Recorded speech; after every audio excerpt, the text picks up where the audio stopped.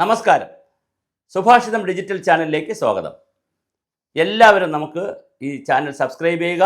ഈ ചാനലിലേക്ക് ആവശ്യമായ പരസ്യങ്ങളും അതുപോലെ തന്നെ എല്ലാ സഹായവും ചെയ്ത് നൽകണമെന്ന് അഭ്യർത്ഥിക്കുന്നു. എന്തുകൊണ്ടാണ് ട്രംപ് ഇങ്ങനെ പെരുമാറുന്നത്? അത് കേവലം ഒരു റഷ്യയുമായി എണ്ണ വാങ്ങുന്ന പ്രശ്നമാണോ, അതോ ഏതെങ്കിലും തരത്തിലുള്ള വിഷയമാണോ? അല്ല. ഇന്ത്യയോടുള്ള എതിർപ്പാണോ? അതുമല്ല. ഇന്ത്യയുടെ വളർച്ചയിൽ പ്രശ്നമുണ്ട് ട്രംപിന്. ഇന്ത്യ ഒരു ആഗോള ശക്തിയായി വളരുന്നു എന്നറിയുന്നതിൽ ട്രംപിന് പ്രശ്നമുണ്ട്.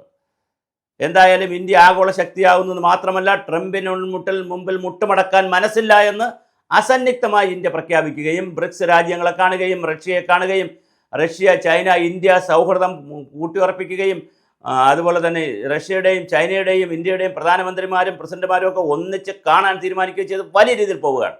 അപ്പോൾ ഇതിനെന്താണ് ഈ നമ്മുടെ ഡൊണാൾഡ് ട്രംപിന് സംഭവിച്ചത് എന്താണ്? ഒബാമ പ്രസിഡന്റ് ആയിരുന്നപ്പോൾ, അവിടെ അമേരിക്കൻ പ്രസിഡന്റ് ആയിരുന്നപ്പോൾ കോടിക്കണക്കിന് രൂപയുടെ ബിസിനസ് ചെയ്യുന്ന ആളായിരുന്നു നമ്മുടെ ട്രംപ്.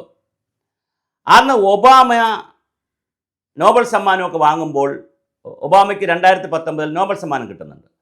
അതായത് അന്താരാഷ്ട്ര തലത്തിലുള്ള രാഷ്ട്രീയമായിട്ടുള്ള മുന്നേറ്റങ്ങൾക്കും അതുപോലെ അന്താരാഷ്ട്ര സഹകരണത്തിനൊക്കെ വേണ്ടി പ്രവർത്തിക്കുന്ന ആളെന്നുള്ള നിലയിൽ നോബൽ സമ്മാനം കിട്ടുന്നുണ്ട് ഒബാമയ്ക്ക്. നോബൽ സമ്മാനം കിട്ടിയപ്പോൾ തന്നെ അന്ന് തുടങ്ങിയതാണ് ഈ അസൂയ ട്രംപിന്. അപ്പോൾ ട്രംപ് അന്ന് പരസ്യമായിട്ടൊക്കെ പ്രഖ്യാപിച്ചു, ഇയാൾക്ക് എന്തിനാണ് നോബൽ സമ്മാനം കൊടുക്കുന്നത്?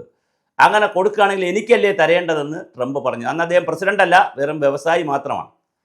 കാലം കഴിഞ്ഞു, അദ്ദേഹം പ്രസിഡന്റായി കഴിഞ്ഞപ്പോൾ അദ്ദേഹത്തിൻ്റെ ഏറ്റവും വലിയ ഈഗോയും കോംപ്ലക്സും നോബൽ സമ്മാനം വേണം. എന്തിന്? അദ്ദേഹത്തിന് ഏത് സംഭാവനകൾക്ക് വേണ്ടിയിട്ടല്ല, ഒബാമയ്ക്ക് കിട്ടിയതുകൊണ്ട് വേണം. ഇതാണ് പ്രധാന വിഷയം. അതുകൊണ്ടാണ് ലോകത്ത് എവിടെ തർക്കമുണ്ടായാലും പുള്ളിക്കാരൻ അറിഞ്ഞാലും അറിഞ്ഞില്ലെങ്കിലും അത് ഒത്തീർപ്പാക്കി എന്ന് പറയുന്നത്. ഇപ്പോൾ ഇന്ത്യ പാകിസ്ഥാൻ പ്രശ്നം വന്നപ്പോൾ എന്താ പുള്ളിക്കാരൻ പറഞ്ഞത്? ട്രംപ് പറഞ്ഞെന്താ? ഞാൻ ആണ് ഇടപെട്ടി പ്രശ്നം തീർത്തു എന്നാണ് പറയുന്നത്. ഇസ്രായേൽ പ്രധാനമന്ത്രി നെതന്യാഹുവിനെ കൊണ്ട് പറയിച്ചു നോബൽ സമ്മാനം കൊടുക്കണമെന്ന്. പാകിസ്ഥാനിലെ കരസേനാ മേധാവിയെ കൊണ്ട്, രാഷ്ട്രത്തലവന്മാരെ കൊണ്ട് പറയിപ്പിച്ചാൽ നമുക്ക് പിന്നും അതിനൊരു സൗന്ദര്യമുണ്ട്. കരസേനാ മേധാവിയെ കൊണ്ട് പറയിച്ചു അദ്ദേഹത്തിന് നോബൽ സമ്മാനം കൊടുക്കണമെന്ന്. അപ്പോൾ വളരെ സിമ്പിളാണ് കാര്യം. ട്രംപിന് നോബൽ സമ്മാനം കിട്ടിയാൽ തീരാവുന്നതേ ഉള്ളൂ. ലോകത്തിൽ അവരുടെ ഈ ബഹളമെല്ലാം ഇപ്പം ഇന്ത്യയുമായും ചർച്ചയ്ക്ക് വരുന്നുണ്ട്. അതാണ് രസകരമായ കാര്യം.